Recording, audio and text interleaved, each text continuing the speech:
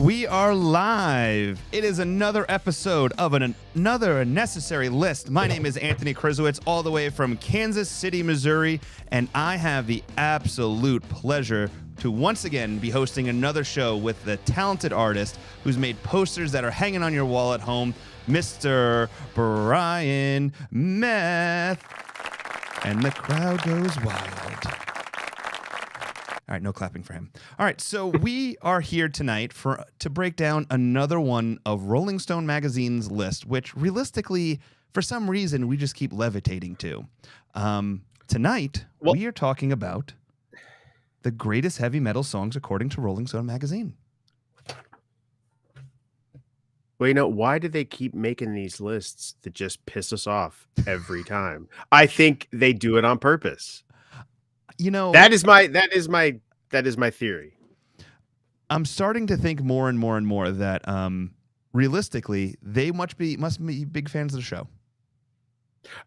Maybe because this was, you know, we've done several other Rolling Stone lists, and man, I don't know about you, but this one really got my goat. So I'm really interested to hear what you and other people have to say about what's on the list, what's not on the list, you know, the definitions of, I think that there was a pretty heavy delineation in this list between like hard rock and metal, and what is considered, you know, what they've determined to be metal versus, you know, heavy rock or hard rock. Sure. And I have been talking to, you know, people, my family and friends, and you know, trying to kind of get, maybe I'm wrong about certain acts that I thought were metal and people think are hard rock, and what's metal and what's hard rock. So I'm really interested to hear what you have to say, and what everybody else thinks, because definitely this gave me the agita. I was really kind of annoyed with this list. I was annoyed with it for several reasons. I would like to know what your thing, because I was annoyed with the top 10. I was annoyed with the, you know, and not to just jump right quick into the list, because you know, the top 10, the underrepresentation of 90s and 2000s metal acts. Oh yeah. I mean, you look at this list, and it's like metal was perfected in the 70s and 80s. What was the point of metal after the 70s continuing and 80s? Why continue? If you go by this top 10 list, I mean, it was correct. Pretty definitive, and yeah, I think a lot, which is why I think they make these lists, to piss us all off, and so we get together and talk about it, whether it's at your local bar with friends or if it's on a podcast for, you know, 5 people. For sure. More than 5 people. We're at 7, okay, right now, and it's growing. Absolutely, yes. So let's you know, we are trying to be organized here at the Touring Fan Line as we continue to grow these shows over here. So we've started to build show rundowns to kind of give us a little more organization. And, you know, one thing that was brought to my attention, especially with listeners of this show, was like, hey, make it a little more personal. Like, what's going on in Brian's life? So before we dig deep into this list, which realistically I have, man, I'm going to tell you something, no joke. Tonight, I ran 7 miles, and I ran the 7 miles to the top 10 songs to give, because some of those songs I never heard before, to really give them a true listen. Yeah. I watched a 6-hour documentary over the last few days on the history of heavy metal, because I'm going to be 100% honest with you. You know, I did go into this whole, like, you know, metal phase in my life, but it really, now that I've learned about it, it really wasn't metal. So we'll talk about that a little bit. Yeah. But damn, if I didn't really go, I mean, I have legitimate notes. I have like statistics. I have taken this way too damn serious. We are really bringing you something deep here, people. We are taking this list from Rolling Stone, and we have thought about it a lot. And you're going to think, I can't believe they have enough free time to think about this stuff. Well, but so we do. Here's a fun statistic for you. There's 37 videos on YouTube right now that discussing this list, and all 37 of them, as I've kind of skimmed through them, do the same thing. They just roll through from 100 to 1, and they either bitch about it, which I will tell you that all 37 videos were basically they were metal fans, and they spent the entire 45 minutes to an hour just complaining about the list. And the top 10's interesting, and that's what we're going to be focusing on tonight's show, is the top 10 from 10 to 1, what those bands are, how they're influential to metal, do they belong in the top 10 in our opinions, and how we feel about it. But before we dig into the show, let's go right into this. I'm going to ask you a question because I think this is an interesting one, because I've learned here recently that this metal, right, this genre of metal, is the most subgenred version of music than anything else. There's more subgenres of metal than any other genre of music, which is the most ludicrous and craziest thing I've ever seen in my life. But I'm going to ask you a question. Yes. You ready for this? I am ready for this. When you hear the word metal, what comes to mind? I think for me, it's obviously heavy. I think of heavy. I think of crushing. I think, bands really come to mind, right off the top of my head.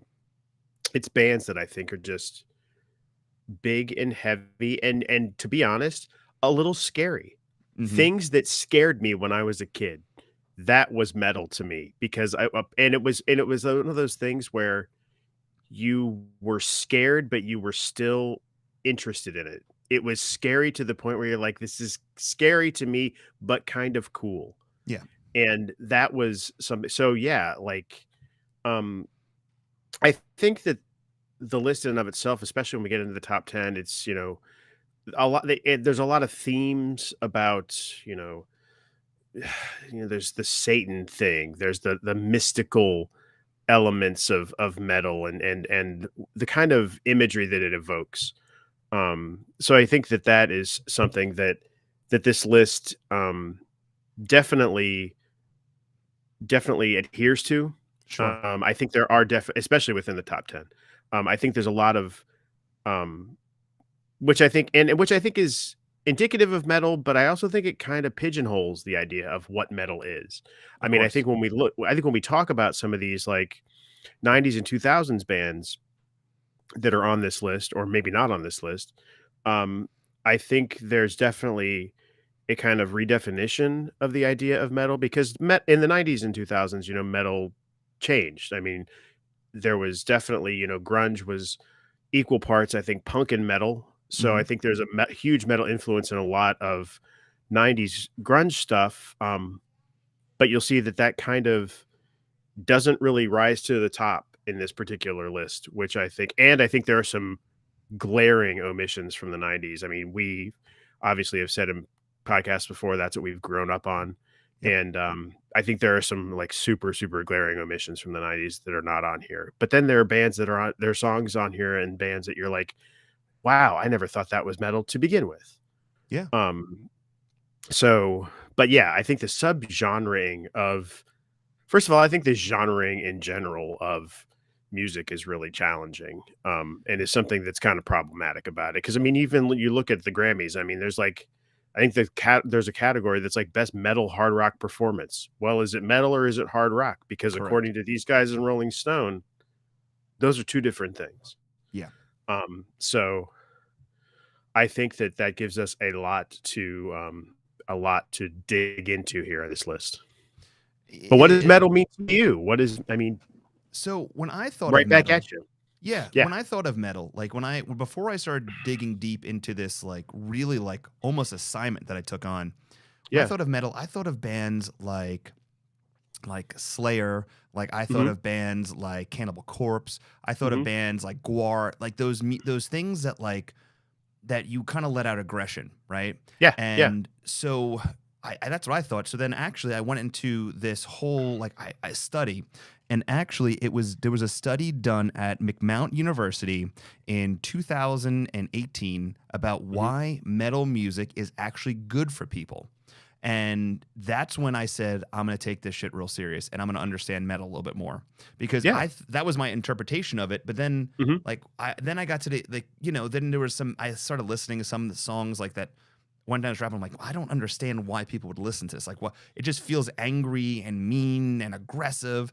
And this study done at McMount University, it showed that like they did they set up a room of people that were into metal, into classical, into rock, all these different things, and put these they read the brain waves. Yeah. Okay. And what they found was, like, when people were listening to music, it was a soothing thing, but people were still thinking during it. Like, they were still, like, they were going off in other places. When they put on metal, and the song they actually put on was a song on the top 10 list, and we'll discuss that later. It gave them an endorphin that, like, was letting out aggression, and was actually, they recognized that after they listened to it, the people were much calmer. Like, like, when they were asked questions afterwards, the study showed that people were actually more open and apt to the idea of, like, just, like, talking about the song, and that people would, after the this study was done, would actually start digging into the music. It was this great study done. And then, can I guess what the song was? Go ahead. Was it "Raining Blood" by Slayer? Yes. Damn Okay. you. Which also, by the way, in 4 of the songs in the top 10 list, they all start off with rain. Like, legitimately, like, rain sound effects. I think there's that whole, it's definitely, there's definitely some solid imagery with metal music. Yeah. I mean, it's obviously there's the ideas of, oppression. I think it can be very political, especially when you look at, some of the stuff in the top 10. Yeah. But there's, like, this idea of, like, mysticism and creating worlds and stuff like that, which is really definitely really original to, I think, to metal music. I mean, you look at some of the stuff that we'll talk about in the top 10, and then other songs that are on this list, and there's just, it's definitely a genre unto itself. I mean, it's really, and it's grown and developed over the last 40, 50 years, from the inception of what has truly become metal, and what we'll talk about, and what the top 10 list really focused on. The top 10 really focuses on. Well, I'm going to throw out some facts right now based off my research to get us prepared for this list that I think is interesting. Based off a study done by people that follow metal on, I think it's Heavy Metal Magazine or Metal Magazine, 98% of the people that followed this said that they believed that that Black Sabbath was what started heavy metal. And it's interesting because when you look at the first album that Black Sabbath put out, when you look deep into it and you start, and I've watched interviews and stuff, Black Sabbath is a hodgepodge of different musical tastes and styles thrown into one. When you look at the drummer, who is a jazz musician, and how he's playing everything, right? And you look at the guitarist, who realistically was heavily influenced in classical music, brought into it, and his style is clearly played in a classical style in the first 3 albums. And then you look at jazz, and then the vocals of Ozzy Osbourne, who really kind of hit this kind of operatic, like opera like styles, and you see how this all clashed together in a very dark and crazy style. And then the way that it was recorded too, because Black Sabbath, when they recorded the first 3 albums, they went into a studio and they recorded it live, and they did everything in less than 2 days. So it is very quick, and it was very garage band like, and it was very and it was done in a way that it brought all these styles together to open up something completely different. Do I think that really is heavy metal? No, but I do think that they opened the can of what was then generating more, just like jazz, opera, and classical music did to Black Sabbath. Does that make sense? Absolutely. I think that that we'll definitely talk a lot about Black Sabbath in the cast tonight. But yeah, I think they took a lot of things and put them in that blender, and what came out was dark and sludgy and bleak and stuff that a lot of bands weren't doing up until that point in time. I mean, and we'll I keep looking at the top 10 list, and you can just see how everything, it's crazy, and how everything just kind of, that's like the seed in the family tree of metal, and you can see how it all grew out of Sabbath. Yeah, I agree. And it's funny because there's going to be something I talk about later after we get through the list that's interesting, because there is some people that are like, that are, there's, I don't know how to say this without ruining it, but how Black Sabbath is looked at by bands now as the grandfather of rock and roll. There's bands from that time that look at other bands as really being the creator of heavy metal. And then there's bands that that look upon the word heavy metal and don't even want to be associated with it, which is interesting. Also, did you know, fun fact, that the first time heavy metal was ever said was in a song? And do you know what song it was? Was it Heavy Metal by Montrose? No, it was. Damn. It was Steppenwolf, Born to Be Wild. Oh, really? Okay. See, And I told well, you, and I did my homework. I promise you. well, no, and I did think about like there were some, I was actually so I was looking at the list today and jotting some notes down, and there were a couple of bands on there that I thought that I thought, wow, like I was really surprised, and older bands, like Yeah. not bands from the 90s that you and I will talk about, but there were bands on there that I was like, I'm shocked that that song's not on there. Like that song to me was like a very, precursor to metal, like something that was, around the same time as probably Sabbath, maybe a little earlier. And kind of got forgotten. So, Yeah. um, Well, another thing that's interesting about metal in general is the fact mhm, that they weren't radio friendly. This was not radio friendly music. So the mhm, mhm. bands that were metal in the 70s, going really up to 76, because I'm going to get to a point to it, but that I really want to ask you a question about and see what you think about Yeah. this before we get in the list. But these bands, with these tour, like I looked at a statistic that said Black Sabbath played almost 80% of a year, like just on the road, because they Mhm. had to tour, because the only way that they were getting their music out was to Was tour. touring. But that's Mhm. it. There was no MTV. There's no social media. There's Yeah. no, and that's another thing that's interesting too about the times now, but how things have changed is like, you and me can create a metal band tonight. We can throw it up on GarageBand tomorrow and push it out Yeah. there, and we can get a fan base, kind of like our podcast now. Like, Mhm. we can put this together tonight. It's live now. It's on a podcast tomorrow. It goes out in the world. The hard work behind it isn't as difficult as it was back in the 70s, where you'd have to be a traveling show. You'd have to have Yeah. theatrics. You have to be something different that sticks out. And that's what was interesting about metal.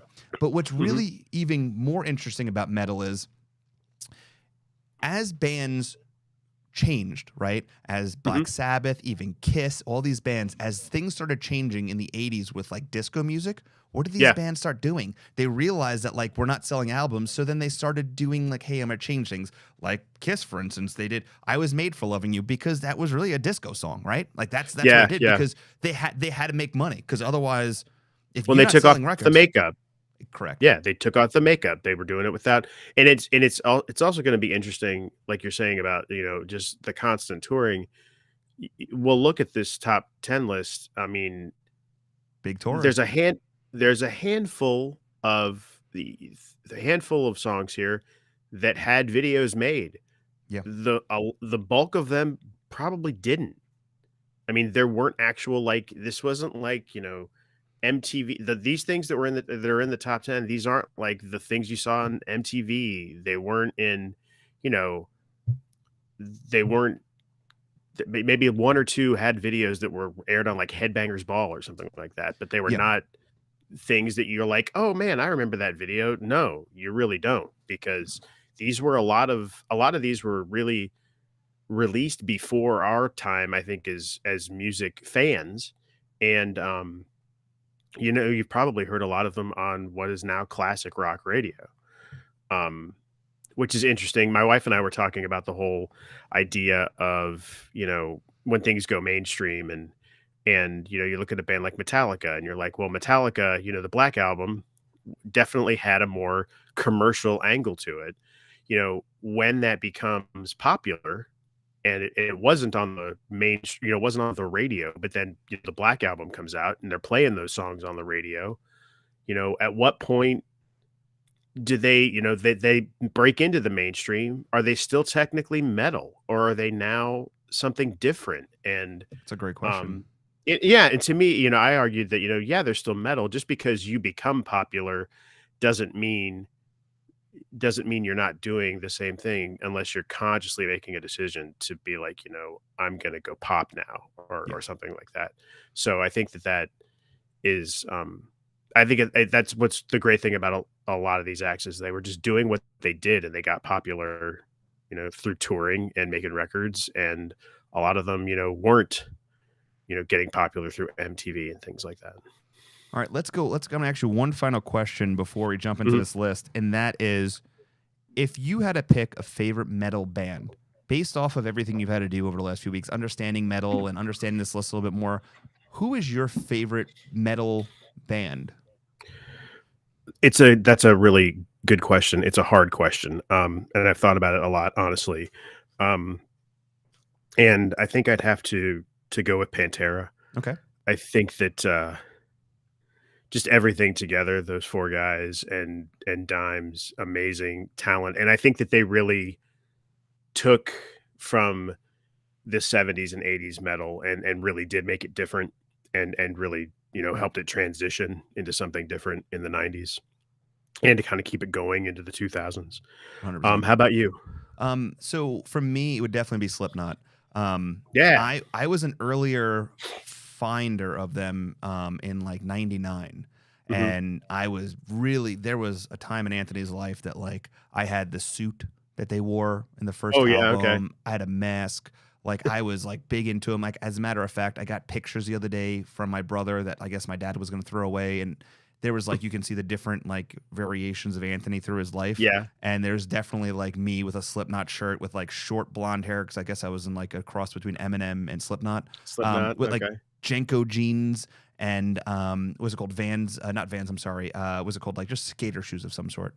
But yeah, Slipknot was heavily on my playlist. And there's definitely times, when I'm working out or if I'm traveling and stuff that I'll throw them back on. Not all the time, but that's definitely probably the band that I go to the most because I feel like they're the theatrics, their just aggression, their their of things. It's I don't know. There's times in lives where you need some of that just to let loose, and I definitely I kind of lean to that if there's going to be if I'm going to put metal on. Well, I think that's a great example of a band that, was really grassroots, really did it on their own. MTV was around at that point in time, but metal wasn't like the prevailing popular music. And, they came from Iowa and it was very DIY. And, I think there's something to be said for when you see them perform live with just, the emotion and the energy that they put on stage. I mean, it's also just very rock and roll in general because I mean, that is like controlled chaos on Yeah. a Slipknot stage when they are just going all of them going crazy and it's really really fun to see and yeah, I was disappointed that they weren't higher. I was disappointed about the particular song that was on the Agree list. with you, 100% agree with you on that one. Yeah, so I'm interested to see what you think in that respect about what your favorite Slipknot song is and what actually ended up on the list. All right, you ready for this? Yeah, let's do it. All right, jumping into the list at number 10. I feel like I should have like do I have like a whimsical sound I can do? Let me see if I have something. I don't know. Oh, here we go. Coming in at number 10. Run to the Hills by Iron Maiden. Can I just be very honest with you? Yeah. I have never heard an Iron Maiden song until 2.5 hours ago when I ran 7 miles and heard this song for the first time. Okay, well, that is not true because we talked about Iron Maiden on the Rock and Roll Hall of Fame podcast, and you did play a snippet of Run to the Hills because they are on the ballot to get in. And I think that they might this year. But yes, Run to the Hills, super operatic and very very metal song. I'm not a particular Iron Maiden fan. I know that this is like the only Iron Maiden song I know. But yeah, I can't say that it doesn't belong on the list. What did you think of it when you listened to it on your run? So, I'm familiar with the band. Like, I know that they use theatrics. I know that that which is very big in metal, theatrics and stage shows. Like, if you look at Alice Cooper, Rob Zombie, you look at, Slipknot, as we were talking about, they're using the stage, almost every piece of it, to almost give you this Broadway theater style show. Yeah, it's very theatrical. And, his operatic voice, which is, I mean, he's hitting notes that are amazing. And their guitar style is very like it was interesting. I was listening to a song, it's like very very classically inspired. Yeah. and really skilled. I mean, just really really great musicians. So I mean, on on another level, I'll never be able to play like these guys. And I know that they have a following that is immense. Like, I mean, Mm-hmm. when I was watching that documentary on metal, like there was people that, I mean, are as diehard or even more than some of the Pearl Jam fans that I know. Like, just they're Yeah, Maiden. immense. Oh, And wow. they still do huge shows. I mean, they don't play a ton live, but they do major stadium shows. And I thought it was interesting in the write-up about this that apparently this was like Bruce Dickinson, the vocalist. This was his this was his introductory song with the band. They had brought him in um, to be the new vocalist in Iron Maiden, and I think it's really cool to see that this was his entree and his introduction as the lead singer of the band, which totally just took it in another direction and kind That of is, redefined the band. yeah, I mean, once again, is this my cup of tea? Not, no. I can't I mean, it's definitely the biggest song by one of the biggest metal bands ever. I mean, this is what you're going to see when you want to see an Iron Maiden show. Correct. Now, I will say this. Based off of iTunes, the top 5 most played Iron Maiden songs. Okay, so Okay. this is when Apple started doing their catch of most played songs. Number 1 is The Trooper. Number 2 Okay. is Run to the Hills. Number 3 is The Number of the Beast. Number 4 is Hallowed by Thy Name. And number 5 is Aces High. Now, I feel like I've heard the Number of the Beast. Maybe. I don't know. I've heard Number of the Beast, yeah. Okay. Do you think that's Swan a better does, like- song? No, Run to the Hills is the definitive Iron Okay. Maiden song. So I mean, this is totally. And I'd like to, point out. Let's also talk. You've got it up there. So yeah, 1982.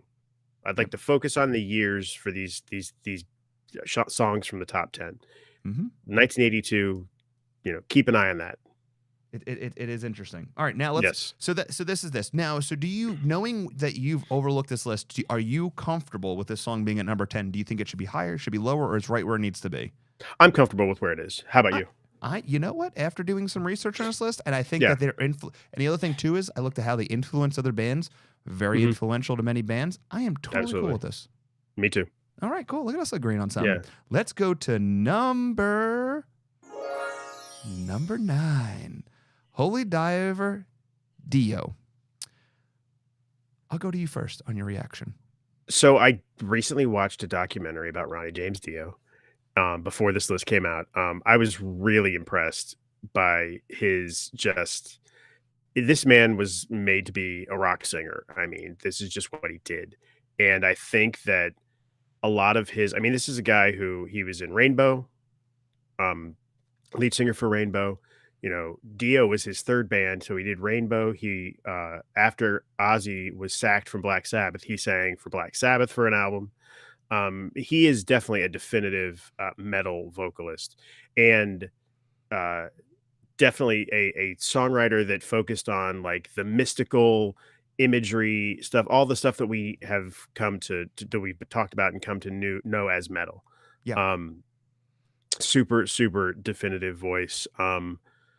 I think this is right where it belongs. I think you could make an argument that it could be a little bit higher, but I think that overall, I was happy to see it on there. It's a great documentary. You should check it out. It's on Showtime. Okay. But it was a really, really interesting. This guy was made to be a rock and roll singer. Yeah, I mean, you made up a great point too. When it comes to heavy metal, when you look at like how he brought in I'll never forget the Rainbow cover where it's like a hand coming out of the ocean grabbing the rainbow, and then like the dragons and the mystic times. Like he really brought that into the fold. Like he really was the creator of that addition to metal. Like he just stepped it up another level and really added theatrics to concerts and really made it a more spectacles type deal. He was really the earliest creator of that. Black Sabbath didn't do that quite yet. Black Sabbath was just going to see a band live, and they were very talented. Nothing, but he was the one that had the crazy album covers. He was the one that really invested in that, and he invested in the bands himself. So I will say that while a lot of people love this guy's voice, I'm not the largest fan. But once again, like I had to go into this like looking into some homework because I'm not familiar with metal. extremely influential to metal, extremely influential to many bands that are even still up and coming now, and really was the grandfather to many things metal. I mean, you can't deny that this is where the song needs to go. I mean, there's no if let's go to the iTunes real quick and see what they say. I'd be shocked if that's not the top Dio song. Let's search Dio, and the top 5 Dio songs. Number 1, Holy Diver. Number 2, Rainbow in the Dark. Number 3, Last in Line. Number 4, Last in Line Remix. And number 5, Stand Up and Shout. So, and this was also recorded with future Def Leppard guitarist Vivian Campbell. Oh, and a previous Sabbath drummer. So I mean, you've definitely got some some serious metal credentials. People playing on that record, and I think it shows. Yeah. So like I said, it's not. I think it kind of surprises me that you don't hear more Dio. You probably hear Rainbow in the Dark more. On like your classic rock radio, which I got to be honest, I listen to pretty frequently. Yeah. But I'd like to hear Holy Diver more. I mean, maybe it's just because you hear Rainbow in the Dark all the time, but I do really love the song Holy Diver. I will say it was a good song to run to. It's got a beat that's consistent, and I was going with it. I was into it, so I'll go to it. All right. Yeah. Coming in at number 8. Raining Blood by Slayer, which this starts the raining intros theme. Yes. That will the ranking of raining intros. Yes. Raining, because there's quite a few in this list. Now listen, once again, I know of Slayer. Yeah, I've never been a big Slayer listener, but I obviously know this song, and it's crushing. It is Well, it is a crushing song. I will say something. So this song came out in 1986, right? And when I was in school, there was a lot of kids that wore Slayer shirts that probably never listened to Slayer. Kind of like how nowadays people are wearing. I think there are probably people now that wear a lot of Slayer shirts that haven't listened to Slayer. But I agree with you on that whole thing. Yeah, it is very interesting. So tonight was the first time I've ever heard this song. This was a little heavy for Anthony. It is way heavy. It is super duper heavy. So I'm adding this to my playlist for when I run on Saturday, because I'm running my half marathon on Saturday. Because cool. I no shit, it got me running faster than I ever ran in the 4.5 months I've been training for this fucking half marathon. I didn't even realize.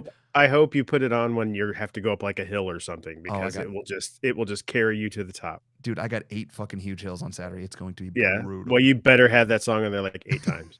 That's right. It is a short song though. It is but my God, it is just. I personally thought this could be in the top 5. I mean, I think that Slayer is the top of the food chain metal band. I mean, I was surprised that it wasn't higher, and we can talk about some of those reasons as we get deeper into the list. But yeah, I thought it could have been higher. Well, just like Dio kind of was, a creator in the metal genre of creating a subgenre of very mystical and things. Slayer was kind of the creator of another subgenre of more of that darker, grittier, death-like music that really talked about topics that you don't hear your grandparents or your parents listening to. It was more very much aggression, and that's where things start changing, and that's why metal is a very interesting topic, because there's so many subgenres to it. It's almost overwhelmingly crazy. Super, because I think that you can see kind of a dynamic. 1986 was when this thing came out. A dynamic with like Slayer and Metallica kind of at that time, and Slayer just went like, Metallica's like, we're gonna play fast and we're gonna do this, and Slayer was like, well, we're gonna play faster and fucking heavier, and we're gonna crush your skull. I mean, I think you listen to a song like Master of Puppets, which everybody's like, it's so fast, and the downpicking Raining Blood is an assault on the senses. I mean, it is just it starts slow and drudging, and then it's just punishing. I mean, and you could put that song up against Master of Puppets any day of the Any week. day. I mean, I it agree is, with you on that yeah, one. it is a, I would use the word brutal to describe that song. It is brutal. Understanding how Slayer influenced so many bands, and understanding how, like, I watched a YouTube video today that there's a band, I think they're called Ghost, maybe, I don't know, Ghost, yeah. not familiar with them, but they're like, Okay. they come out to stage, like they get their bands, like before they come out, like they literally like play this song, like this is like they're like kind of like how Eddie comes out Really? with piano, like this is They're like this is like super. the prep. Yeah, Ghost is so I was at a festival and Ghost was there, and they're super theatrical. They all wear outfits and masks, and the lead singer dresses up like this Pope type character. He's like Papa Emeritus is what he's called and stuff. And yeah, I think that, and I was kind of surprised that there wasn't at least one Ghost song on the list, because I think Ghost is a pretty huge band. Hmm. But yeah, you can see I think you can see Slayer influences in like System of a Down. Yep. I think I think you see a lot of Slayer influences, and you probably see a little bit in Slipknot, here and there, but I think Slipknot is pretty definitive. I agree with you on that But one. yeah, Slayer is definitely, some people might argue that they're on like the Mount Rushmore of metal, and you kind of can't argue that. I mean, Yeah. argue against it. I mean, they're where they are for a reason. Totally agree. Can't look at us just agreeing on shit all night. I'm telling you, it's gonna go off the rails. I It's can about to feel go it. off the rail. Here we go with it coming in at number 7, Iron Man by Black Sabbath. I'll let you go and start this. Well, see, this is going to be hard because there's a lot of Sabbath to discuss here, and Yeah. if you haven't seen the list, I don't want to spoil it for you. Sure. Because I got some takes. I mean, I think we've already discussed that. Sabbath. I think we can all agree that Sabbath is kind of like the genesis of metal. Correct. They kind of birthed this genre, and they did it, and they did it well. I think there's a little too much representation in the top 10 for 40%. Sabbath. Mhm. Yeah, I think that's at 40 Sabbath and Aussie. So Well, that's I kind of correct. Yeah. No, I feel you. But I think of the 3 songs that are in the top 10, and then one that landed just outside the top 10 at number 13. I think this is one of the better ones. I mean, you hear this on rock radio all the time. You hear Iron Man all the time. It is punishing. It is, gives you those metal feels with the story and everything. I mean, I think it's definitely, I'd be interested to see the top Sabbath songs on iTunes and because this has got to be in the top 3, if not number 1. I'm gonna wait. We're gonna wait till we get to the last Black Sabbath song. Goes that cool? But yeah, what do you think? The one thing I love about Black Sabbath was at the time when we're the world's at crisis, everything's going wrong in the world, and Flower Power wasn't working, right? Like and there's nothing wrong with it, but Woodstock didn't, as great as it was, those bands weren't making political changes. Like they weren't shaking and grooving. They were just living in a happy moment, which is great for some people. Sabbath, it was not. That's not what Sabbath was living in. No. Sabbath was the opposite of Flower Power. They were that is what heavy metal is. It was they're taking shit's going wrong in the world, and they're gonna take it out through their music. And this is what it means. And listen to my lyrics and understand that we're pissed. And this is my aggression coming out. I'm not gonna, we're not gonna sing songs about flowers. This is it. This is what we're at. Well, and these guys were looking at a life of working in factories, man. Yeah. I mean, they were poor, they were middle to lower class, they were looking at a life that didn't seem like a great time, which totally get it, and there's Vietnam going on, there's all these different things, and they're just kind of like, literally fuck it, and they're just gonna make music, and they're gonna do it. And I think they had a point of view, they had a perspective, and musically and lyrically, and it really just all came together for them. And it was really like they didn't have a lot of choices. This was like, this is it. We're gonna make it work. Well, the other thing too is you know, when you look at Black Sabbath, right? Black Sabbath Mhm. comes from bringing him United Kingdom, right? Which is known Mhm. at that time for metal factories and loud Yeah. noises, big construction, things of that nature. And it was interesting in this documentary I watched where they were talking about that at that time, most kids didn't even finish school; they just went right to the factories. Yeah. Mhm. And you know, this is for them to come out of there and really make this kind of statement on it. It's insane. It really is insane. I will Yeah. say this: Black Sabbath and Ozzy Osbourne are very much sprinkled throughout this list a lot. Yeah. And if Iron Man was 22, I wouldn't be pissed. I mean, just for the fact that how overrepresented this band is in the front, because I think that there's other things that could have been in the top 10. But I also think that there's a I theme agree. to this list that Rolling Stone uses many times where they Mhm. go through what is popular in pop culture. And right now, you know, Ozzy Osbourne's on many headlines because of his diagnosis. Mhm. Sharon Osbourne's very on TV and stuff like that. So, and Rolling Mhm. Stone is very much pop culture driven. And Yeah. while there are some songs on the top 10 with Black Sabbath and Ozzy Osbourne that I 100% agree with, this is one that I can see higher up, and I can see other songs coming into the fold, you know, even bands that were missed out, but Yeah. definitely I some agree. songs that could have been dropped in here. I think there's plenty of worthy representation of Sabbath, but I think that in the top 10, I think they're overrepresented. I personally think they're overrepresented. I would have liked to have seen um, some other bands that are still going and Yeah. have big followings that are, that are really still and that are influential in metal and are going to continue to be influential in metal. Like, bands like Slipknot Yeah. and Slipknot and Mastodon and Tool and bands like that. I think it's a little disappointing to see. It's almost like Rolling Stone is like, "See, we really get it. We know where the genesis of metal is, and we're gonna front load this list," when I think it could have been a better representation of metal overall. I agree. I 100% agree with you.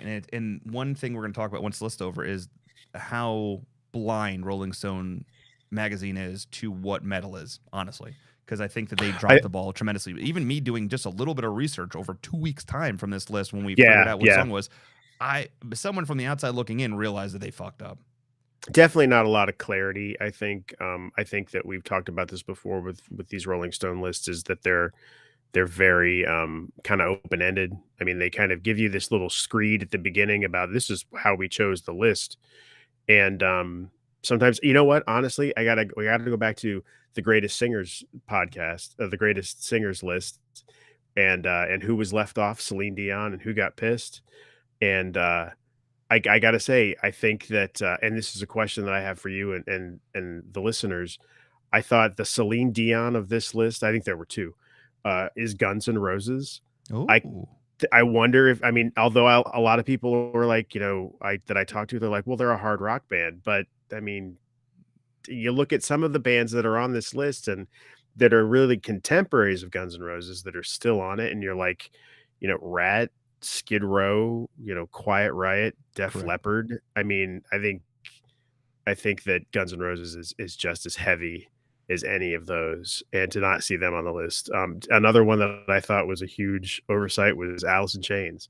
I Oh, mean, I yeah. don't see how there's not an Nothing. Alice in Chains song on this list. I mean, they were about the most metal of grunge bands that there were.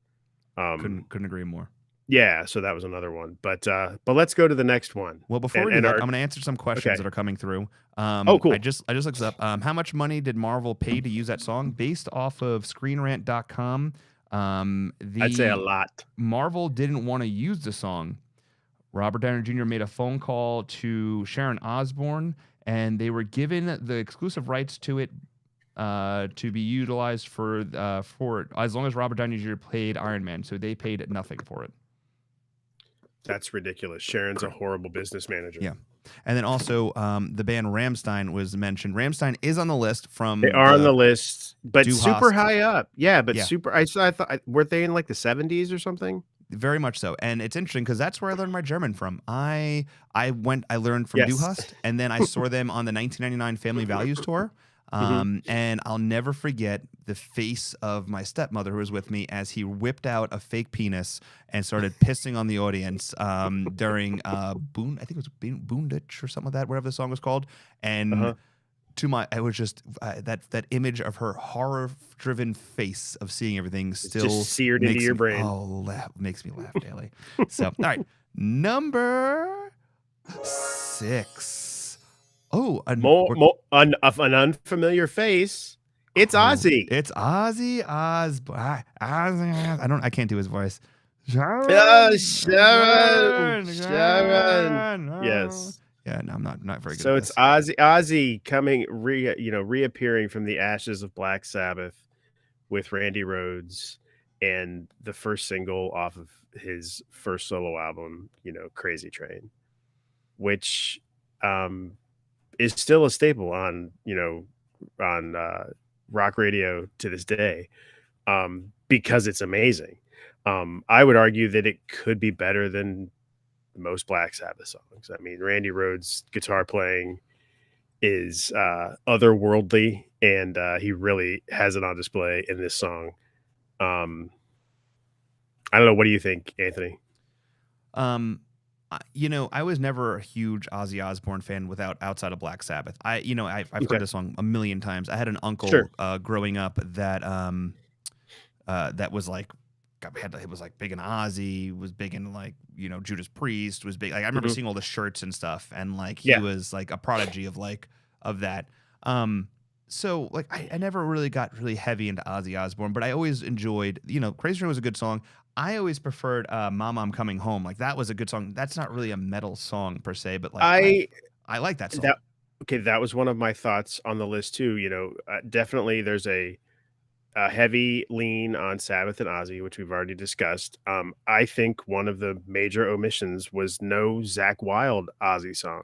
I Oh, yeah. think that Zakk Wylde really, um, you know, catapulted Ozzy into the 90s. I think like, there's Mama I'm Coming Home and No More Tears. I love Mr. Tinker Train. I love Oh, yeah. even what is it? Perry Mason. I love that song. I love those Ozzy songs. I think they're really great, and they really um I think that guitar style is just really, really awesome, and I really love it. I mean, I've watched there's a video on YouTube of Zakk Wylde just playing along to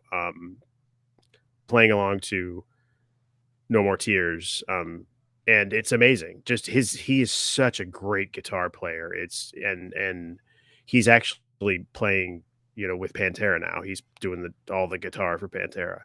And he's a freaking prodigy, and he's amazing. And I was disappointed to not see at least one, Zakk Wylde Ozzy song on the list. Isn't the bass player from Metallica originally from like wasn't he with Ozzy? Wasn't he a touring Well, bass yeah, player? he was at one point, yeah. Okay, I thought so. So he was, so yeah, he was, and there was a lot of, a lot of those, like the guy that plays drums in Faith No More played with Ozzy for a long Mm.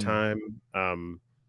Uh, Jason Newsted from Oh, Metallica that's right. It went went and over there. played bass for Ozzy for a while. So yeah, he's definitely got like this like just group of musicians and I think anybody is excited and stoked to go play with Ozzy and play those songs. And I think that I think those guitar riffs are super definitive and really um, set Ozzy songs apart from like Sabbath. Because I mean, they're definitely Ozzy's solo guitar playing is definitely completely different than Tony Iommi Sabbath guitar playing. Definitely. And yeah, and I think that I mean, Ozzy's a personality and all that stuff, but I think that the variety of guitar players that he had over the years really kept him relevant. Well, Tony was definitely a prodigy of classical style of music. Like Yeah. you could in the way he was playing. And Zach was a prodigy of all of the bands previous to him and him creating his own style that throughout Yeah. came through it. So it's him building up for it. So like, while Mhm. Tony brought in like created this style, this is Zach's kind of building off that as well. So that's where it Absolutely, changes. yeah. And Zach builds off of, Randy Rhoads, Yeah. and to be able to kind of just do all of that type of stuff really, it just, I think, shows you Zach Wylde's just like proficiency at the instrument. He's a really a great guitar player. So based off of iTunes, the top 5 songs that are most listened to that are Ozzy Osbourne songs, now nothing to do with Black Sabbath, is number 1, Take What You Want.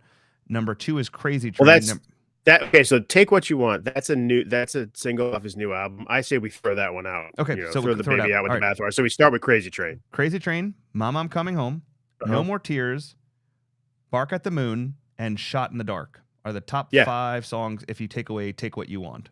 And those are songs you hear on rock radio to this day. I mean, those are staples, man. I mean, Ozzy is one of the definitive heavy metal voices, and he will go down in history as such. So the bass player switched basically when it all went down, Brad saying. So like one left. Yeah. So actually they talk about it in the Metallica documentary. That's so right. Trujillo Monster? Trujillo came over to Metallica, and then Newsted went and played with Ozzy. Okay. But yeah, I think Ozzy, no question that he belongs here on this list, but I think that yes, this does skew. Let's go to the next one so we can talk about okie dokie. Here we unless you have more on Crazy Train. No. We're jumping off this train and we're going to number 5. And that is another Black Sabbath song, War Pigs. We are halfway there, people, and yes, it is the third in a row. Ozzy Osbourne, 2 out of 3 for Black Sabbath. This is my favorite Black Sabbath song. This is kind of goes back to what we were talking about as how a band kind of removing itself from flower power and introducing a politically driven song that is more in your face and kind of giving a voice to those who didn't have voices at that time, that were not really into what was that hippie flower power moment. Man, I have seen this song covered by so many bands live. And what's your favorite cover? Oh, Flaming Lips by a long shot. Okay. Oh my God! When I saw Flaming Lips do War Pigs, and like with especially their take on it, because it's different. It's not like someone just covering the song; it's their interpretation of it. Absolutely fantastic. And but man, I love this song, and this I believe, this could have been higher to me, honestly, based off of my personal preferences. I absolutely agree.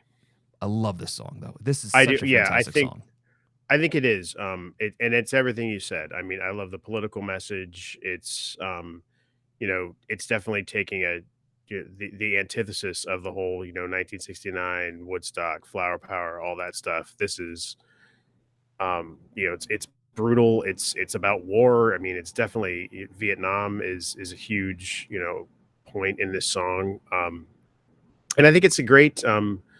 It's one of the only, I would say, heavy metal kind of protest songs. Yeah. I mean, I think that this would be considered a protest song. And I think that this is peak Black Sabbath. I think that if this were the highest Black Sabbath song on the list, I would be perfectly happy with that. I couldn't agree more with you. Yeah. And I love the Cake version.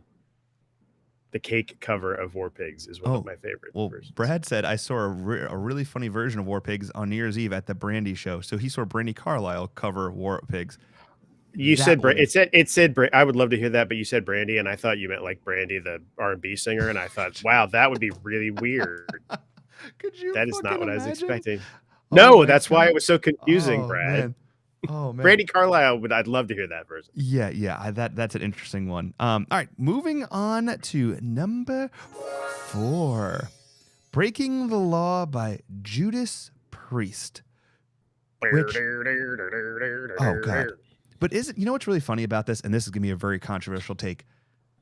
They were a glam rock kind of band, theatrical, glamorous. The lead singer is out of the closet, gay man, all this stuff. But majority of the audience are the people bitching about things nowadays. Just saying. Isn't it funny? It is definitely odd. And they got their look, hell bent for leather, man. They got that because he went to the leather shop. I mean, that was how he liked to dress. I think it's an ultimate kind of screw you to the people that like, because in the 80s, Rob Halford wasn't out. No. And yeah, I think a lot of people probably got older and he came out and they're like, so what was he singing about? I don't, there was a lot of confusion, probably a lot of sleepless nights, but yeah, I mean, I think Judas Priest is I don't think they're like top tier metal band. I mean, members of the Rock and Roll Hall of Fame got in last year. But yeah, this is their biggest song. And yet again, a song that you still hear on rock radio to this day. I agree with you. And I do think two things. One, they are another subgenre metal band, more glam rockish. They're more, I don't know if as more, he has that operatic voice. He's definitely sings like different pitches. The guitar styling is very like the way that it's being played. It's very kind of like they said jazzy in a way, which is interesting. I learned that about in the documentary and stuff of that. I will say that I really believe that this is the first song on this list that I do not believe is a top 10 metal song of all time. There is other songs. While this is a great song, I enjoy this song. I do. I've ran to it tonight, and I was like, damn, there's another one that's adding to my run list on Saturday. But realistically, I don't know if this is a top 10 song in retrospect at looking at some of the bands, looking on the outside, looking in, and that from the out of the top 10, there's definitely other songs that I feel like that were more influential to metal music, and there was more influential to building the genre out. I think this would have been a spot where I would have expected to see like Welcome to the Jungle or something that. Oh, yeah. Like, I think that's and we could probably have the debate, is Guns N' Roses metal all night long. But this is definitely a spot where I could have seen something else on the list. And I would have hoped to see like Guns N' Roses. I mean, there are bands on the list that, I already mentioned some of them, but like, Van Halen was, do you consider Van Halen a metal band? So I'm glad you asked that question, because if you look at how metal was changing in the late 70s, and a lot of bands like Kiss and Aussie were going to adding all these different productions to things, and they were trying to fit into that disco era, kind of just getting things going. Van Halen was a band that came out of California that was open a bottle of beer on stage, was fucking rock and roll and go, out there. So is it a subgenre of metal that goes into rock, or is it not? I don't know. But there is, if you ask some of the top metal vocalists and performers of its time, a lot of people will say that they believe that Van Halen is a metal band. And one of the biggest not components, what am I thinking? One of the biggest like people pushing for it in this documentary I watched was Lemmy from Motorhead. Really? That's interesting. Huge. He spoke highly of Van Halen and how like they were a bridge that got the shitty music, what he said, the shitty music from going from people trying to appease people and what they were listening to at the time to get onto radio and make money, to like saying fuck you, and to get people back into metal in the 80s. I think that's a great argument too, because I mean, you look at obviously the musicianship of Eddie Van Halen is unquestionable. Yeah, I agree, Trey. I think Guns N' Roses was a metal band. I mean, I think you could argue that obviously I think with the Illusion albums they skewed more, Freddie Mercury, Elton John-ish, when it was when Axl was kind of the primary songwriter and kind of the primary creative push in that band. But I think you look at an album like Appetite for Destruction. I mean, I think that's a metal record. I mean, there's no question about it. And that was, mainly written by, Izzy and Slash. And I think Izzy and Slash were like, this kind of punk metal bohemian hybrid type of thing. So, I agree. Do you think Slash, if there was a metal Hall of Fame, okay, for guitarist, is Slash going in? No question. Then I think that resolves our honestly, I believe I'm on the same page as you. So I think we both agree that while Breaking the Law by Judas Priest is, there's 90 other spots it could have put on. It could have been in this list, and All right, so there's something else that just came up. There's a lot of things I want to talk about. I'm not bringing up because I would be on the show for 4 hours, but someone brought something up. I want to bring it up. If Van Halen is metal, so is Zeppelin. Now, Led Zeppelin. If you were to ask anyone in Led Zeppelin that's still alive, are they metal? It goes south quick. There's actually videos on YouTube where they believe they are not metal. They don't believe in it. They don't. It is like, and most artists, while they think they're metal, like, like, hey, I believe this Led Zeppelin's metal. Like, Led Zeppelin wants no fucking part of being associated with metal. I think that they definitely kind of skew hard rock, but I don't think there's any doubt that some of the stuff that they did was very. I mean, an Immigrant Song was on the list. I think it's 17, or 18, and yeah, I mean, they've got there's some metal riffage in there. Oh, gotcha. It's not every Zeppelin song, but there's a lot of Zeppelin songs that are just, really metal-ish, metal-esque.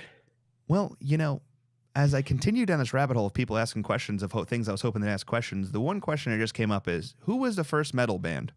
Now, in the eyes of many, most people are going to say Black Sabbath. Mm-hmm. But if you really look down at the rabbit hole, and the band is actually listed, and they are number 63 on this, the song's called Summertime Blue by Blue Cheer. Blue Cheer, yeah. Blue Cheer was considered not only the inventors of music, they were considered the loudest live band throughout the 60s. And as a matter of fact, when Pete Townsend, who really was the grandfather of getting these Marshall amps created to get because bands were going from playing small venues to these mainstay arenas to and they couldn't play loud fucking enough.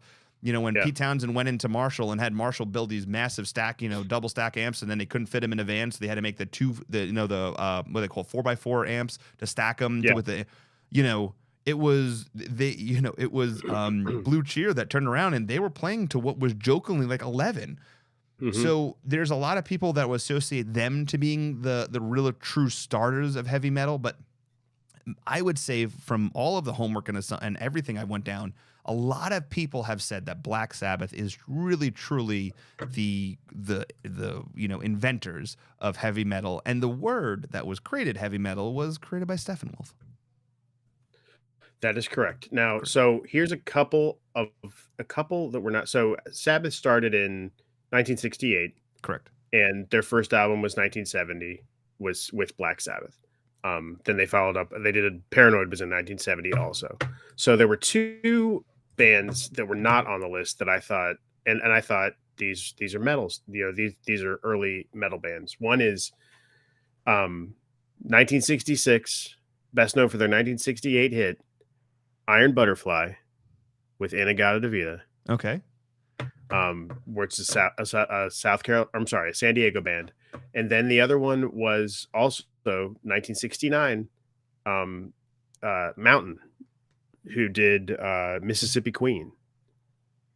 I mean, those are two, I think those are two, real influencing, early metal songs that are definitely from, our side of the pond and not from, Sabbath land. And I was really surprised to not see either one of those on the list. I even Thin Lizzy was somebody that I, was surprised wasn't on the list. So I thought it was kind of. Is the MC5 on the list? The MC5 is not on the list. I also thought that here's a really good point. Now that you brought it up, so if we're looking at what we're talking about on the top 10, and we are up to number 4 with Breaking the Law, Judas Priest, English band, Sabbath, English, Aussie, English, Sabbath, English. Holy Diver, Dio is from America, although I thought he was from another country, but I was wrong. That's shocking to me. He was from like Jersey or something. And then you've got Iron Maiden, which is Australian. I mean, that's 1, 2, 3, 4, 5 of the 5 of the top 6 are all from other countries, are all from England or Australia, which is a little interesting because it makes you think, was this truly an English creation? And if you're leaving out a band like Mountain with Mississippi Queen and Iron Butterfly with Inagata-Devita, that are both from America, it's a little skewed, I think. Yeah, and now I'm going to go down this from MC5 kind of rabbit hole a little bit, but they're Yeah. they created 1963. I mean, they would go out on tour with the Dead and all in many bands like that, and they really the saying, "Let's kick out the jams, motherfucker," was kind of a sly to the jam bands at that time. Like that's why they kind of started saying that, like because they were not they were getting billed on a lot of festivals at that time and going around, especially in like California but they didn't want to be associated with those bands because when they were coming from was kind of in the same thing that Black Sabbath did, a very metal construction, factory style thing. It's crazy. I think people think MC5, they would classify them as punk. Yeah, but I think that you could make an argument that I think that punk and metal are closely related. There's a weird symbiotic relationship between punk and metal. Once again, it goes down to that subgenre thing of how things break up and go to different things. And punk, I believe, was a creation from metal. Look at Henry Rollins. Look at Black Flag. Yeah. Look at, you can go down the Ramones, even a lot of their stuff. Well, let's look at let's go to the next song on the list. Well, let me ask you one question before we go to that. Okay, go ahead. And it's a simple question. And it's, should a power ballad exclude you from being a metal band? And I say Kiss is a metal band in its earlier days, and they played Beth, so then that would defeat that. But what do you think? Well, I think if you look at some of these bands that are on the list, and particularly bands from the late 80s, early 90s, we'll look at, I'll name bands that are on the list as quote unquote metal bands that did power ballads, because everybody did a power ballad. Guns N' Roses did Sweet Child of Mine. Yeah. Skid Row is on the list. Def Leppard's on the list. The Scorpions are on the list. Motley Crue's on the list. Rat is on the list. They've all done power ballads.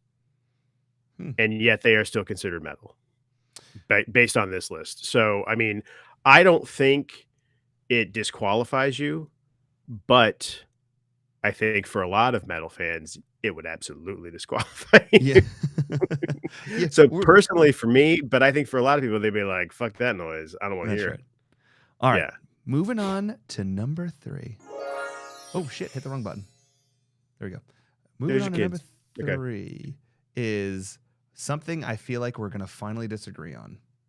No. Because I think that you can make, my point on going to this is that I think you can make an argument that this is a punk song and not a metal song. This is, I will give you my opinion. First of all, I think Motorhead's catalog of music is not very good.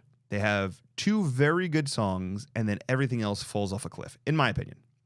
I couldn't even tell you another Motorhead song besides Ace of Spades. Hold on a second. They have one huge Motorhead song. There's one that's just as big, if not bigger than this song. Hold on. Let me see what it's called, because I don't know off the top of my head, but I know for a fact there is one. What is it called? Hold on. Pulling it up now. Maybe I was wrong. I guess I was wrong. God damn it. I swore there was another big... I will get hate for this, but there is no other Motorhead song besides Ace of Spades. Oh man, I really fucking thought that they had played another. Yeah, I guess not. It does makes me not like them anymore. Ace of Spades is the only Motorhead song. It's the only Motorhead song you need. They could just go. They could have played that song like 8 times in concert and then just be the end of the show. This is not. But here's the thing. This is not a number 3 top. This is not a song that's in the top 3. Like this is. I think this is an homage to Lemmy is what this is. This is like, we're so cool. Rolling Stone, because we know about Lemmy. Like, everybody fucking knows about Lemmy. Come on. I mean, correct. Dave Grohl talks about him all the time. Everybody loves Lemmy. He was in like every metal documentary you've ever seen. He was in,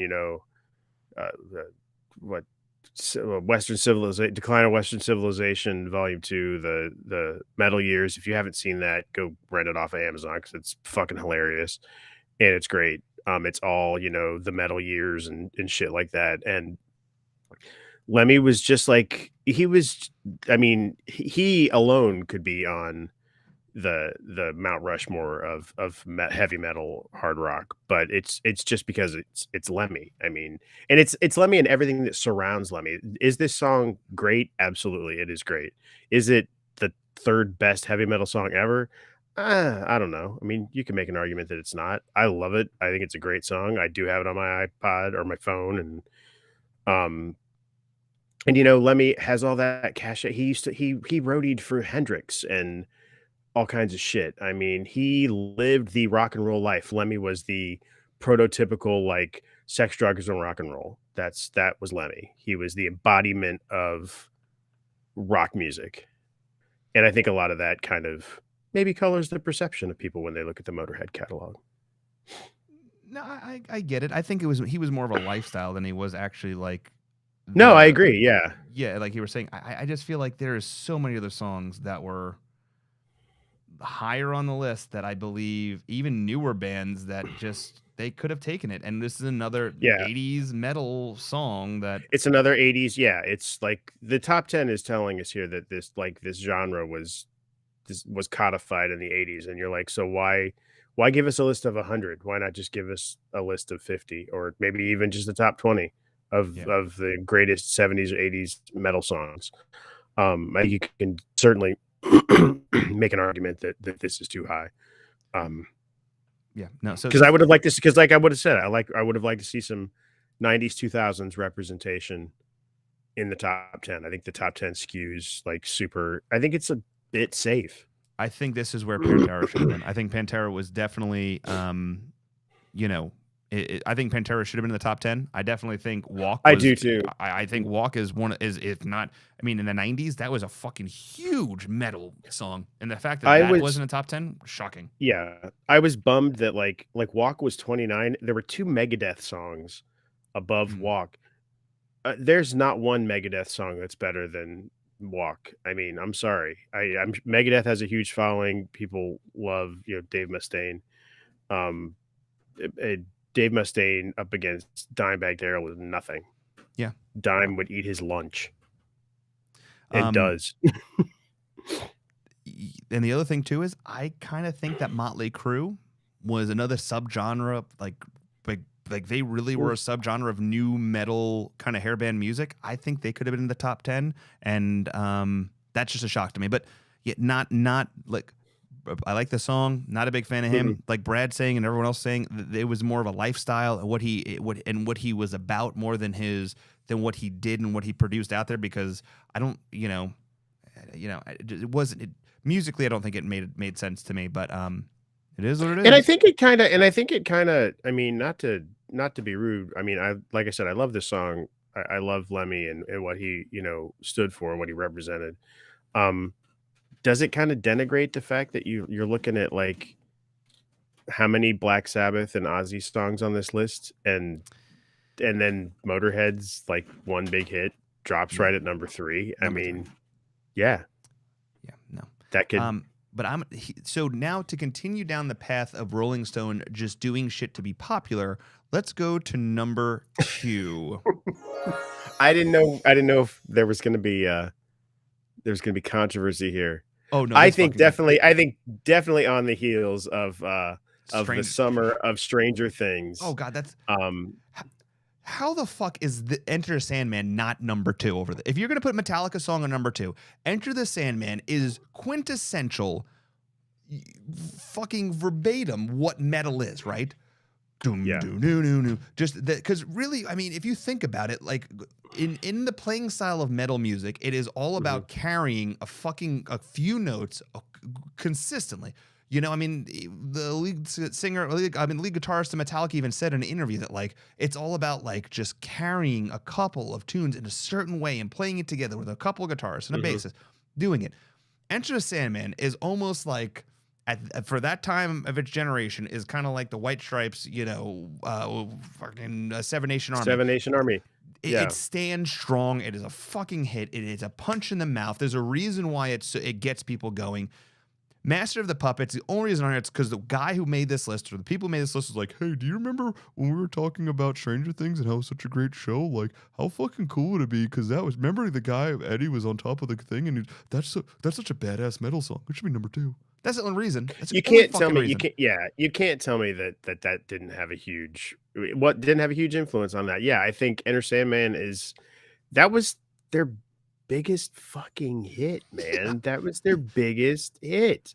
I mean, people, did people like Master of Puppet? Yeah. Oh, yeah, it's a great song. A ton of people.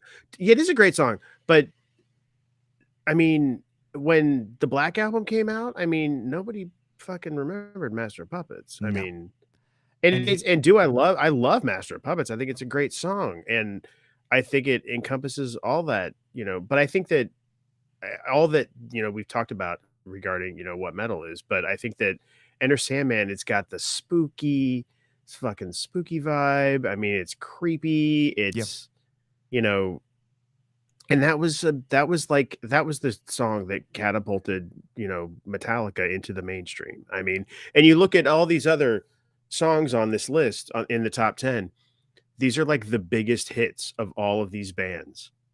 And you're going to take like the secondary hit for Metallica and put it at number 2. I mean, it doesn't wash to me.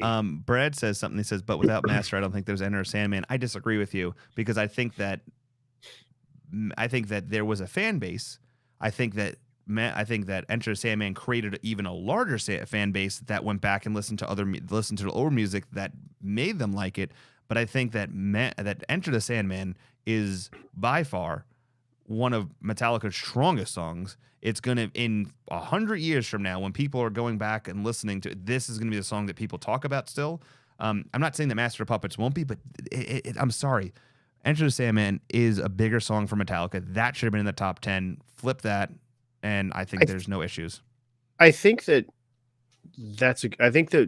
what you see with Enter Sandman compared to Master Puppets is Master Puppets was like, we're going to play breakneck speed fast. And, it's got all these breakdowns and cool stuff. And the musicianship is excellent. I think what you see with Enter Sandman is a more concise songwriting and a maturity of the band. They're like, hey, we can still play heavy. It doesn't have to be super fast. It doesn't always have to be like, we're going to be the fastest band on stage. And there's just more songwriting quality in that song. Which I think is why it's just a better song. I agree. And why it doesn't have to be like, oh, it sold more records, but it sold a fucking ton more records than Master of Puppets. I agree. I'm sure Master of Puppets is the top listened to song for Metallica on iTunes. Well, I mean, every there was when I was listening to this documentary, when I was watching this documentary on YouTube about metal music, they were saying that like since the Stranger Things show, that Metallica t-shirts at Hot Topic, H&M, all these different things increased so much that they couldn't keep up with demand of Metallica shirts. Yeah. Which is crazy. Everybody, they know Master Puppets, and that's it. That's it. Correct. All right. Which is fine. Okay, go ahead. All right. Number 1 is Enter the Sandman. Number 2 is Nothing Else Matters. Number 3, From Whom the Bells Toll. Number 4, The Unforgiven. And number 5, Master of Puppets. And what are those 4 songs? What are they from? They're all from the Black Album. So no. From Who the Bells Toll is not from. From Who the Bells Toll is not from the Black Album. That's from Ride the Lightning. Okay, yeah, but those other 3 songs are all from the Black Album. Correct. And Enter Sandman is number 1. So I think that proves what we're trying to say. I think we're proving a lot tonight. I think we are. I think we're doing good. Look at us being organized and keeping on task and shit. Holy cow! It's and now it all comes down to number 1. Ready? Black Sabbath. Okay, my first thought. What was your first thought when you saw this was number 1? I first said, "What song is that?" And you know what I said? I've never heard that song. And then I went and listened to that song. And then I was like, you know what? I've still never heard that song. I've never heard it on the radio, which is not saying that anything about it, like it's got to be on the radio for it to be a thing. Never heard it. I don't care if this is Rolling Stone. Yep. I'm so much better than you. You take any of these other Black Sabbath songs, like we said, War Pigs could have been number 1. Number 1, correct. Iron Man could have been number 1. Paranoid could have been number 1. You hear those songs every freaking day on album-oriented rock radio. And the fact that they put this is just like the snootiest number 1. Oh yeah, this was Rolling Stone. I'm telling you, Rolling Stone is just hiring people that clearly don't give a shit. This is just on here to piss people off. 100%, because how many people were like, yeah, that was it. You can be like, oh, this was the genesis of blah blah blah. How many people don't listen to this song on this album? I mean, it's garbage. So I will Not say that's not this. the song, but it being on the list at number 1 is just So ridiculous. here are the top 5 Black Sabbath songs according to iTunes. Okay. Number 1 is Paranoid. Mm-hmm. Number 2 is Iron Man. Yes. Number 3 is the War Pigs Luke's Wall combination. Number 4 is War Pigs Remastered. Number 5 is Sweet Leaf. I'm going to continue because this is going to be interesting. Number 6 is Heaven and Hell. Number 7 is Planet Caravan. Mm-hmm. Number 8 is Children of the Grave. And at number 17 is Black Sabbath. Black Sabbath. So looking at now granted, so I'm looking at the first album. So the first album, it only had 7. First of all, this shit's getting hilarious. Yes, it was made like Brad. It's made by a metal hipster. Rolling Stone used Wikipedia to put this list together. No, they didn't, Trey, because I looked at the Wikipedia list of heavy metal, and Guns N' Roses was on it, and Zeppelin was on it, and there are tons of bands that are. If you look up the Wikipedia, there's a ton of bands on there that you're like, that should have been on this list, and they're not, and it really kind of pissed me off. Okay, so let's go over some statistics real quick. Okay, the newest song, is from 37 years ago in the top 10. So it's 37 years old. That's the newest song in the top 10. It's 37 years old. Okay. What they're telling us is that metal was perfected in the 80s. That's correct. It has nothing to do with anything else. And it hasn't evolved since then. Okay.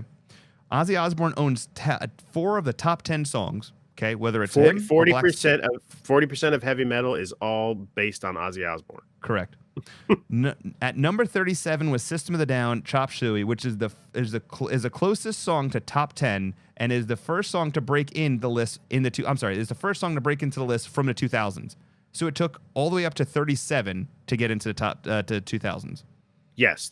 So in the last 23 years, that's the highest ranking song. Correct. Which is and I love System of a Down. I think they have songs that are way heavy. I think BYOB is a heavier song than Chop Suey. And I love Chop 100%. Suey. Don't get me wrong. Yeah, that song is crushing. Love Chop Suey. Yes.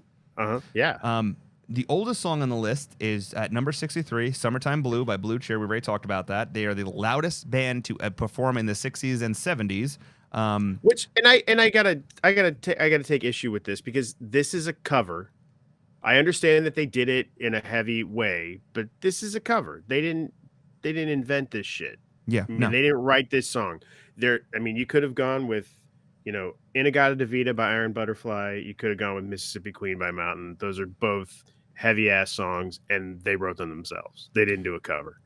The most infuriating thing, and this is just coming from someone who did his homework and just found this to be laugh out loud ridiculous, is the newest song on the list came in at number 98 from 2017, which in theory is going to be, I don't know, what is it? How many years ago? 6 years ago? 6 years ago. Yes. So there's been no great heavy metal in the last 6 years.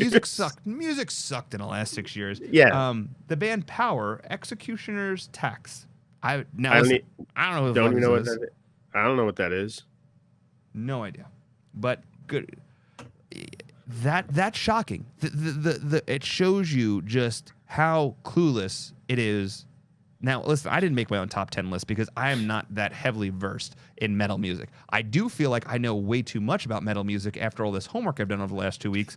But I mean, it is just interesting, it's really crazy. And I will say, well, here, go ahead. I have some other questions. So, okay. Queens of the Stone Age, metal, fucking amazing. First of all, but are they? So they put Caius on the list, but not Queens of the Stone Age. Yeah, that makes no sense. Yeah, how do you do that? I just don't. And then there were some bands I was like, so. These are the ones that I started my first review was like, where are the things that were from the 90s and the 2000s before we got to the top 10, which is, that whole thing just pissed me off because it was like, like you said, 92 to Pantera Walk at 29. There are a couple of Megadeth songs. I don't care for Megadeth, but you look at I was looking at grunge and stuff like that. We got System of a Down, Chop Suey, 37. Rage Against the Machine. Why is Rage Against the Machine on here? Yeah. Well, why is Living Colour on this list too, by the way? Well, I think you can make an argument that Living Colour is metal. I don't know if I would say that. But I also think that, I love that song. Don't get me wrong. I sing it every time. I love that song. Great song. It's an amazing song, and Vernon Reid is a genius guitar player. But yeah, I think it's I don't know why it's weird. I'm glad it's on the list, but yeah, I don't. Well, I think we also have to say, let's not be stupid. This list is so white dude. It's it is the definitive definitive there's bands like Death, there are black bands that are, and it's super white dude. There's very few women on it. I think that, and does that speak to the lack of thinking outside the box for metal fans or whatever? I don't know, but you can't argue with the fact that the list is dominated by white dudes. But there are other so Tool's on there at 53. Faith No More is 55. Sepultura 58. I thought Sepultura would have been higher. Slipknot 60. Yeah. And that's not even my favorite. I think Before I Forget is a way better Slipknot song. Oh God. Korn 67. Yeah, Korn. Yeah, Korn. I mean, yeah, Korn at 67. I did Korn. I think Blind could have easily been in the top 10. Yeah.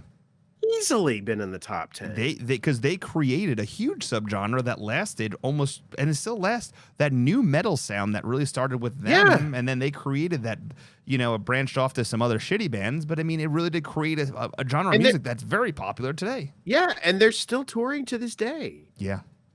Mastodon at 71. I thought that was super high. Soundgarden 77. That was, I thought, insulting. Very insulting. Yeah. White Zombie 84. White Zombie. I see. That was the one that I was shocked.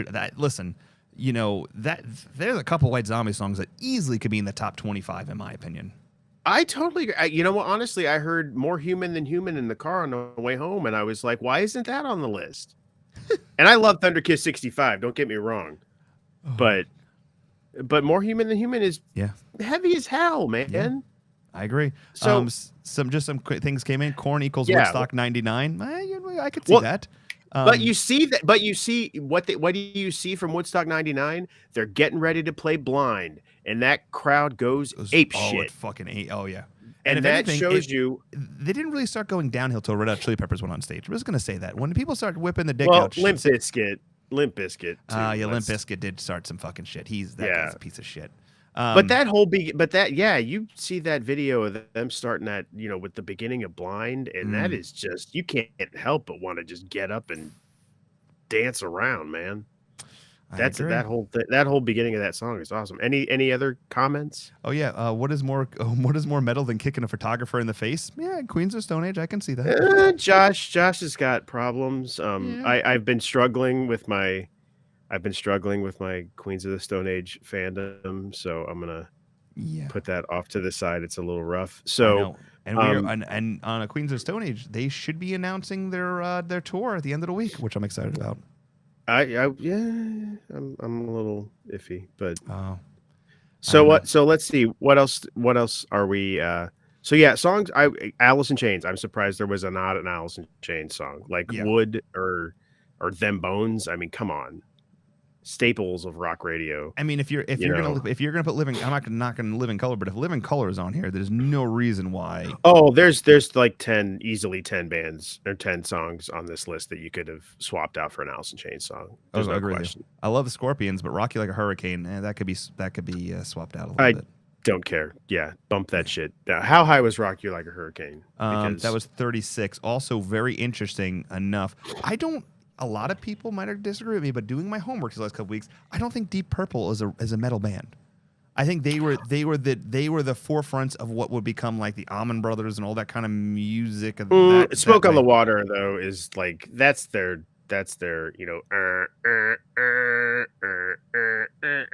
I mean that's Smoke on the Water is okay. All right. I think there are other songs. I think there are other Deep Purple. They did change and they became more, I guess, jammy or something, down the line. But Smoke on the Water is that's fucking, where's Aqualung? Why isn't that on the list? I think of anything I listen to on in Cincinnati, the station is the Fox. I'm like, I've like Aerosmith, Aerosmith skews hard rock versus metal, but yeah, I mean, Alice in Chains, Soundgarden. I mean, part of me is like, Jesus Christ Pose. I mean, I'd almost go Rusty Cage is better than Jesus Christ Pose. I think it just kind of depends on the time of day. But I thought that was just like super disrespectful, like 70s for Soundgarden. Come on. Yeah, no, there was a lot of disrespect on this list, and it shows I honestly, if we look at the last couple lists we've looked at for Rolling Stone, the consistent we're getting is that it seems rushed. It seems like they're doing it to either cause disruption by like causing us to talk about shit like this and other people, or they just don't really know what the fuck they're doing. And I'm starting to feel that Rolling Stone magazine doesn't know what they're doing, because I think it's a little bit of both. I totally agree with you. I think they're definitely shit stirring. This is the same magazine that thought Led Zeppelin was a one-hit wonder when their first album came out, and they would make it past the first album. If that doesn't say enough, I don't. Rolling Stone magazine is irrelevant nowadays. Realistically, their magazine, there is no magazine anymore. It's just a website, and they do shit like this because this is what's getting clicks. Mm-hmm. I agree. Show me a list that Rolling Stone has put out in the last, 10 years that we're going to agree with 100%, and I doubt we're going to find one, because I don't think any of it makes sense. A lot of these kids that are coming out of college or go work at Rolling Stone are, realistically, they don't know enough about this shit to even have opinions on it. Really, I mean, in my opinion, as I'm giving opinions on someone else's opinion, that's what it's all about. Realistically, I think this list, I give this a fucking D. A big old D for dickheads. Oh. I agree in a less no, I agree. They make these lists to piss people off and to get clicks. And what is it about, like, okay, so metal was perfected in the 80s, so then why the hell did you make this list to begin with? Yeah. You could have called this, why don't we just do the top 100 80s metal songs? Because right. I mean, that could have been what it is. It's like metal was perfected in the 80s, and what's the point? Like, why continue? A couple questions. Are copper trees metal? I would probably say no. Metal needs more flute. Possibly, more cowbell too. And then it's like they use a randomizer for 21 to 100. That is 100% agreeable on that. Absolutely. I totally agree with you, Brad, because it's like there's no thought process. And even some of the songs, like Faith No More, Caffeine, like I love that song, but 9 out of 10 people haven't heard it. No, I mean they haven't heard that song. They don't know what it is. I guarantee you the fucking person that put that on the list was like, let me check out iTunes and see what's on there. Oh, this sounds clever, and this won't be the catchy one everyone knows. It'll make us look like we're cool and hip. It'll make us look like you look at the top, other than like, I think that was a great thing to do is to look up like the top songs on iTunes, because other than Black Sabbath, all of these songs are like in the top 10 are like the most popular songs by these artists. I agree. And then you get outside the top 10 and it's a free for all. Well, did this ease your soul any, Anthony?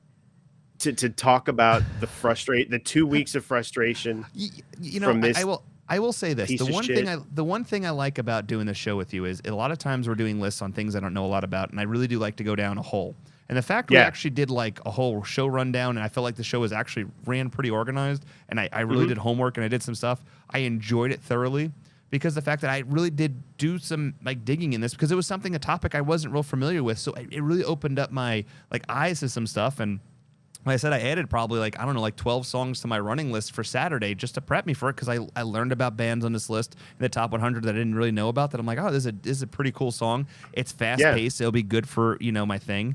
And what other songs did you add? There was an Opeth song that I learned about. Okay. There was actually Judas Priest ended up going on the list, because it was something like I didn't really think about till I was like, oh well, Judas Priest. There was that Crazy Train ended up on the list. I think it was a Megadeth song. What was the other one? Queensryche, which I was, I'm not real familiar with them, but I enjoyed a couple of the songs I listened to, and I ended up putting Korn on the list. They weren't on the list before, because I was like, oh, that brought back some hit. Slipknot made the list. It was just like going through the top 100 and being like, oh man, that wasn't on the list, because it was just like stuff I listened to normally. Yeah. And but it's good to kind of shake it up. But it was interesting when I was running yesterday and I had some randomization going. It went my playlist went from like Sleigh Bells to Megadeth to Gwar to Tori Amos to like Korn to Pearl Jam to like it was the most fucking random listing of. It was a very interesting progression for sure. And no Gwar. I mean, this is the second time you mentioned Gwar. I'm shocked that there's not a Gwar song on. I mean, come on. Yeah, they're not one. Band. They are an interesting band. I love. They do a cover of "Carry On My Wayward Son" by Kansas that I love. It's my favorite Gwar song ever. I saw Gwar in Richmond. That's where they're from. When I lived in Virginia, and I was told like you do not go up front. I was like, all right, cool. Oh, they spray shit into the crowd. Oh, my fucking word. It was, I just remember the people in the front, like a bunch of people were wearing like white shirts too, because it was like kind of like their kind of like way of getting things. I don't know. It will be interesting. Brad says, how about the top 100 songs produced by a woman? I mean, if there is a list out there, we'll go through it. I would love to see that list. Yes. If you can. Yeah. Brad, you're on research duty. Yeah. Do research for our next show, which will be next month. Yes. Listen, I think this show went great. I think we both did our homework in this. A lot of history in it, a lot of good stuff, a lot of breakdowns. We want you to learn something. Yeah. I want you to, when this show goes off, I want you to be like, man, those guys know what the fuck they're talking about. And I don't know about that, but I would love for somebody to say I know what I'm talking about. But Brian, I'm gonna tell you something right now. I feel as though if you're listening to this show. Okay, which I will say that 90% of the people that listen to the podcast version, which gets quite the download. I will say that most of them are going to be like, you know what? I feel like those motherfuckers know exactly what they're talking about. I feel like we're doing good. I hope so. Brian, as we close out this show, is there anything that you're doing, promoting? What's going on in your life? Anything you want to put out into the world? Well, I've got a poster that'll be releasing next week for a jam band from Denver that's coming around called Spafford. Okay. I'm going to be dropping that on the 31st. The show's on the 30th. And I've got a poster coming out for a Shaky Grave show in April. That'll be middle to the late of the month.